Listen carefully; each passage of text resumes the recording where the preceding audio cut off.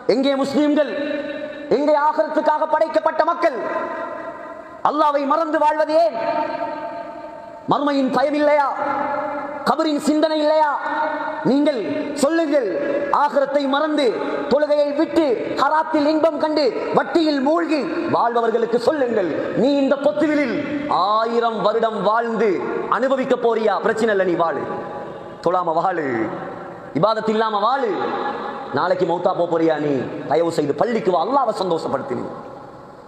நேற்று இருந்தவர் இன்று இல்லை, இன்று இருப்பவர் நாளை இல்லை. உலகமே அழியக்கூடியது, நிரந்தரம் இல்லாதது. சஹீஹுல் புகாரி ஸல்லல்லாஹு அலைஹி வஸல்லம் சொன்னாங்க, அஸ்தகு கலிமத்தின் காலஹா லபீத். லபீத் என்ற ஒரு கவிஞர் ஒரு வார்த்தை சொன்னார், அலா குல்லு ஷைஇன் மா கலல்லாஹ பாத்திலுன் அலா குல்லு நஈமின் லா மஹாலத ஸாயிலுன்.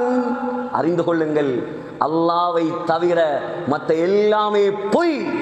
அறிந்து கொள்ளுங்கள், இந்த உலகத்தில் உள்ள எல்லா இன்பங்களும் அழிந்து நாசமாகிவிடும்.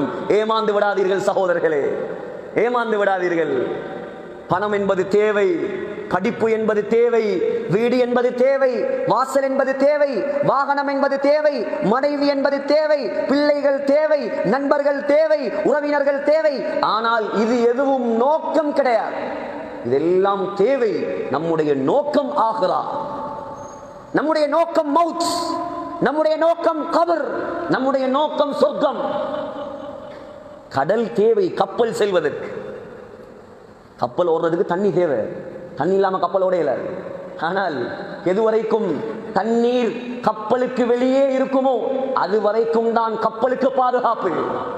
தண்ணி வெளியிருக்க வேண்டிய தண்ணி கப்பலுக்குள்ள என்டராக ஆரம்பித்தால் கப்பல் அழிந்து நாசமாகும்.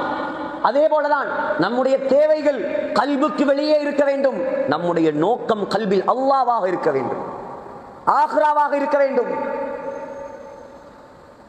சொன்னார்கள், நீ பாவியாக இருந்தால், நீ நரகவாதியாக இருந்தால், நரகத்துடைய செயல்களை செய்வது உனக்கு இன்பமாக இருக்கும், அதில் வழிதான் வழங்கும். எவ்வளவு உலமாக்கள் கத்தினாலும், எவ்வளவுதான் தர்பியத் செய்தாலும், நீ மறைந்து மறைந்து பராத்தை செய்வாய்.